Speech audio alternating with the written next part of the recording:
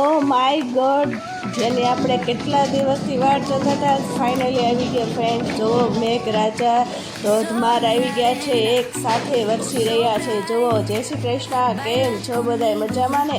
તમારે ત્યાં વરસાદ આવ્યો કે નહીં કોમેન્ટ કરજો. જો અમારે તો અહીંયા ફર્સ્ટ ટાઈમ આવે છે મોર્નિંગ ટાઈમમાં. જુઓ કેટલો ફાસ્ટ આવે છે.